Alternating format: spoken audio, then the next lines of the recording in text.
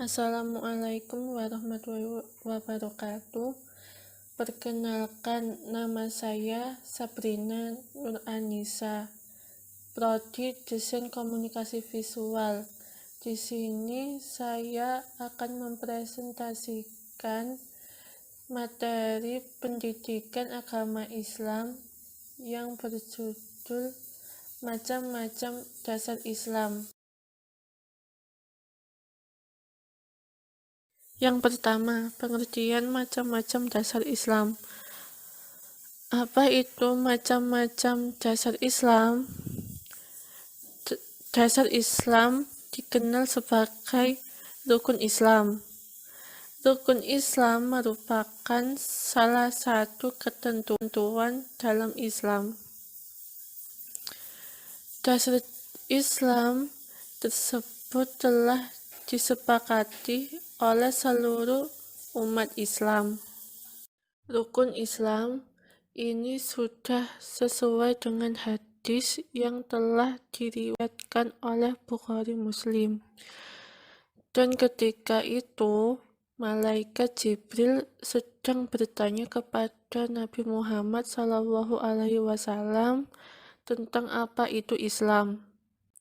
Kemudian Nabi Muhammad SAW menjawab, Islam ialah bahwa kamu bersaksi kepada Allah dan Nabi Muhammad adalah utusan Allah, didirikannya sholat, zakat, puasa, dan haji bila mampu.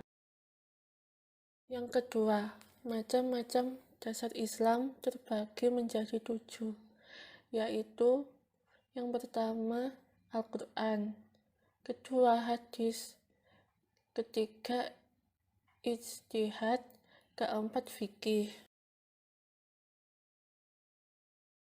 kelima qiyas, keenam ijma ulama, dan yang terakhir dasar-dasar Islam.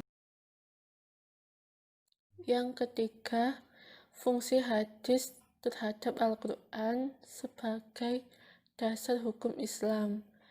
Di antaranya ada 3, yaitu A. Memperkuat hukum Al-Quran, B. Hadis sebagai penjelas, C.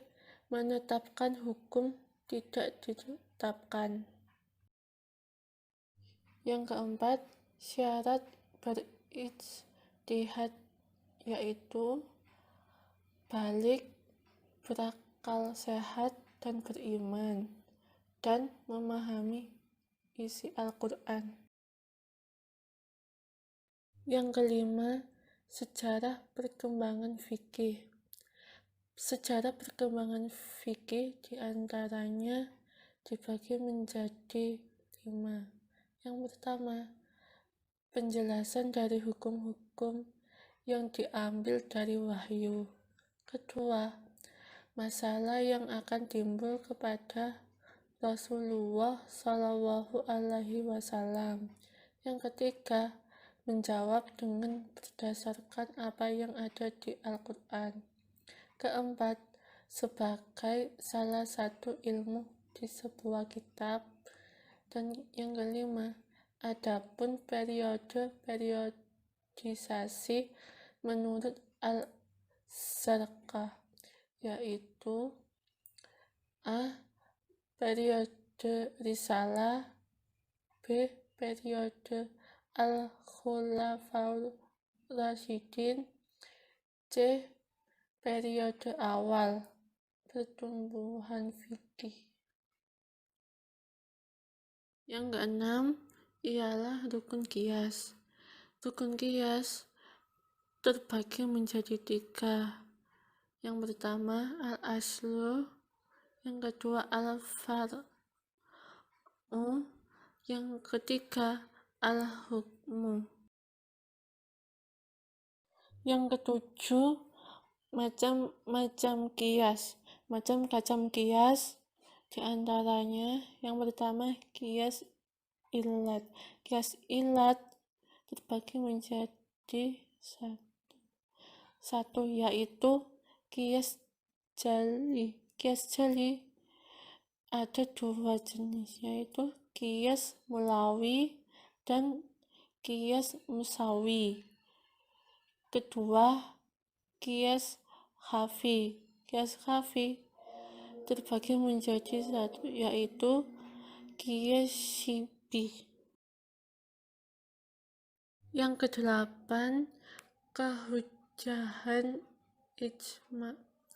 Kehujahan ijma ialah telah menegaskan bahwa ijma merupakan dalil yang kuat, seperti yang dikatakan bahwa ijma merupakan hujjah atas segala sesuatu, sebab ijma itu tidak pernah salah.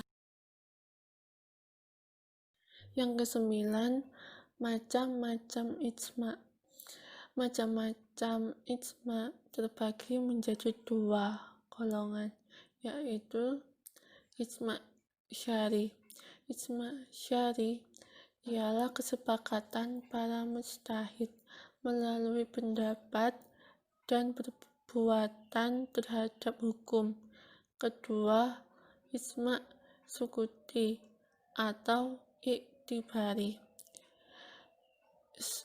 Ijma sukuti ialah pendapat sebagian mujtahid pada masa hukum. Yang kesepuluh, syarat-syarat ijma. Syarat-syarat ijma terbagi menjadi tiga. Yang pertama, pada zaman Rasulullah hanya terjadi sebentar saja.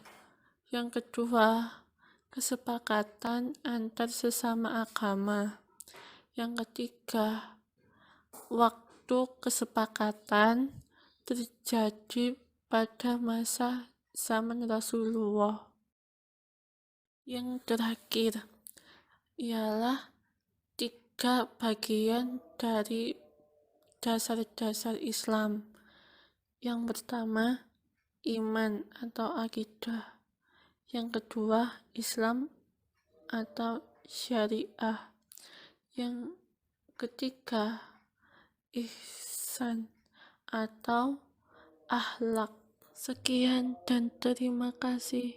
Wassalamualaikum warahmatullahi wabarakatuh.